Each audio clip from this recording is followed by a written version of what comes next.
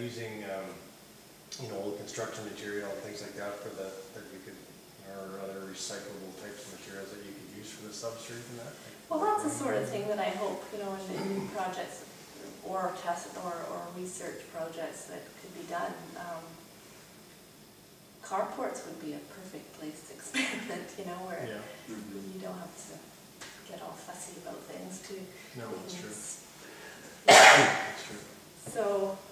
Because I worked over on the west end of town and they tore down the whole Mitchell building and there's a huge pile of concrete that was sitting there, and actually they're using it for fill for the bridge. Yeah.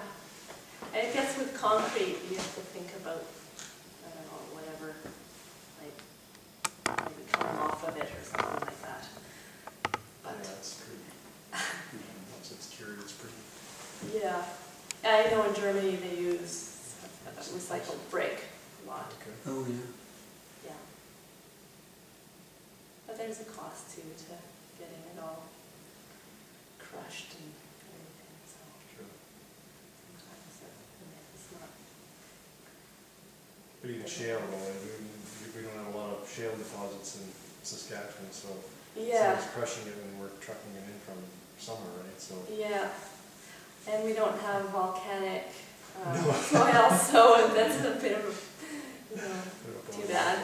So I don't know. I don't know enough about the geology and stuff but it would be neat to have someone to look into that. Is it, you know, you look at some of our prairie, you know, our virgin prairie grass has been there for a million years, it's never been watered. Yeah. You know, it's usually on this much dirt with sand underneath is the typical that I've seen. Yeah. Wouldn't you be able to just cut some of that and put it on top? Or Well, that's another experiment that should be done. how would you test that? Just put it on or how would you put it on a roof? It would have to be. Well, you would probably want to get some layers underneath, like if it's quite a flat roof, some drainage. If it's a bit more sloped, you know, the drainage is a little bit maybe already there, just from the slope. But, and then you want to have a root barrier to make sure that you don't have plants growing into your waterproofing. It depends also on your type of waterproofing. Some are more resistant to that, but if they're bituminous at all, then you definitely want to have a root barrier because they like to grow in that. So, but one of the things with prairies compared to green roofs is that really we only have that much depth. And if you look at a lot of the prairie plants, like I have a diagram taped up to my wall that shows the root structure beneath some of these plants, and they're just huge. Like some of them are 15 feet deep. Wow. So, and very few of them have a small root. So you need to find those plants that can do with this, that have that small root. That's a really good point. It'd be so it looks similar, but it's not. It isn't really. Yeah, you look at some of our weeds and things and stuff like that that you pull out of the ground, and I mean it's nothing to pull, you know, a dandelion out that's got, you know, a foot of root. I guess that's how the plants deal with the dry climate. Yeah. Exactly, that's their Tried Turkish tulips at all? Like Turkish tulips? They're like little ones that. Yeah, the tulip atarda was used at University of Regina, and that's the yellow one that's blooming right now. Yeah, that one's a good one. I it's think. right by our students by our front step in a really dry, hot spot that I never water, and it seems to thrive there. And that's the yellow one. Yeah, it's got a little bit of white. Yeah. Yeah, tulip atarda. That's called. It's a very, I think, it's a very good one. No attention whatsoever. Yeah, so some bulbs are good as well, and that's also why sedums are have always been used for them, because they have like very little root, and their strategy is more to keep the moisture in their leaves. And they look like they need a lot of water. No, they don't. They actually are quite drought tolerant. Excellent. What is the weight requirement like, or the bearing requirement of a structure if you're gonna have a green roof? Do you require a lot Well, more? that usually, that's probably a question for a structural engineer, but, yeah, that's one of the first things you wanna do, like if you're dealing with an existing roof or one that's being planned, is to figure that out, is, for an existing one, what's your load bearing capacity? Okay. That'd be the very first question, because you might not have any. Is there, like any standard information, like if you know that you're doing like 15 centimeter planting depth with? Yeah, the structure manufacturer, the suppliers can always tell, of the growing medium will tell you how much it weighs at and you have to find out the saturated weight when it's completely Saturated water, yeah. saturated with water. So And pounds then- per square foot or.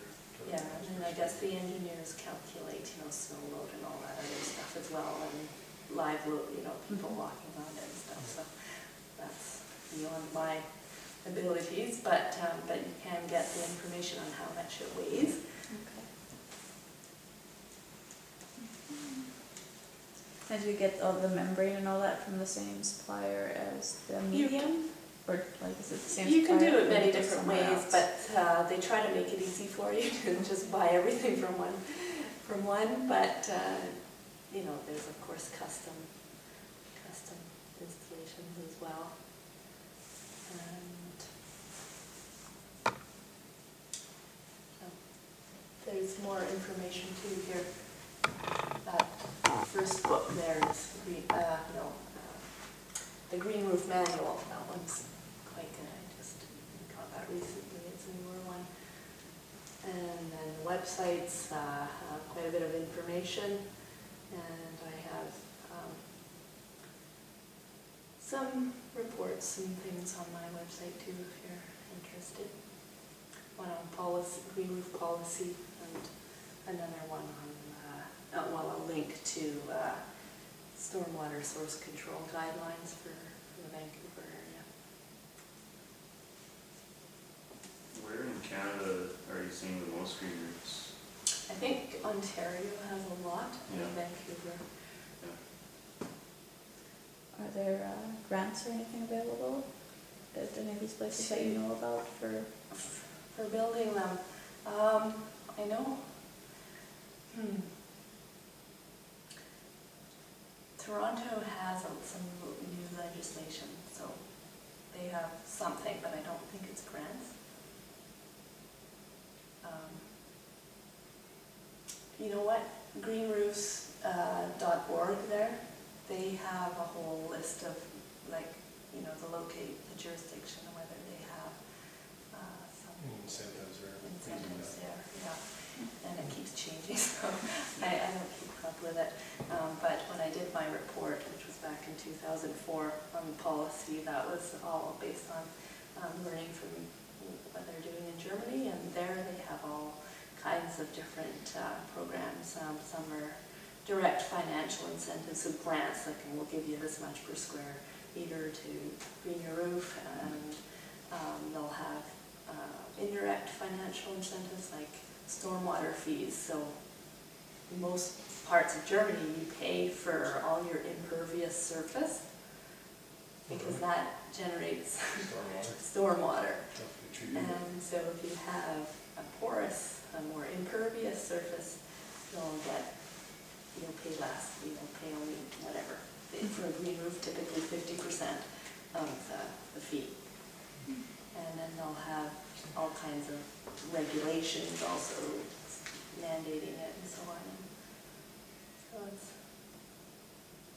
We should do that in Saskatoon. The more concrete you put in your yard, the more your taxes should be. I like it. Well, they might. Good point of I'm not subdivision too is sure where they're at with it, but I think they are looking at sort of more towards the user pay system for stormwater. Yeah, some of the municipalities are starting to charge separately for their, sewer and, your water, your utilities and waste and Yeah, everything else, right? in Germany there was some court decisions that said it was unfair the way they were doing it before, because some were subsidizing Yeah. others and, Oh, yeah, I can see that, yeah. yeah. Especially, the commercial places, right, where you've got, huge tracts of land paved, right, like our nice parking lots and things like that. Here, well, you know where all the runoff's going, Mhm. right? It's going right to the storm system, and you know it's gonna go in with either getting treated or it's gonna go to the river or whatever, so. Yeah. You might have covered this before I got here, but what sort of slopes can you get up to for the green roof? Like, I've seen on the. Yeah. photos. I'm not gonna give you just a number like that, if I'm not too sure, but there have been fairly sloped Yeah. ones that have been built, and Oh, yeah, you can start to put, like a structure in there to hold it in place. Yeah, okay. Yeah, I've seen pretty steep, like sod roofs. Yeah, And, and there's also, you Right can here. buy like a pre-vegetated mat, yeah, so the plants have already, it's like sod, and it's got, like the roots have already grown into this mat thing that you can kind of like drape over your roof. okay. Okay, yeah, so it's kind of, pre-built kind of stuff or whatever, or if you need to layer your roof, if you got a steep roof, I suppose you could, that stuff's already established, so Yeah, your stuff's not gonna go sliding off your roof, I guess, if, yeah, it's been established here. yeah. Go with that. Go with the edge. Well, thanks very much, Goya. We appreciate you coming tonight to our expert series. Okay, thank you.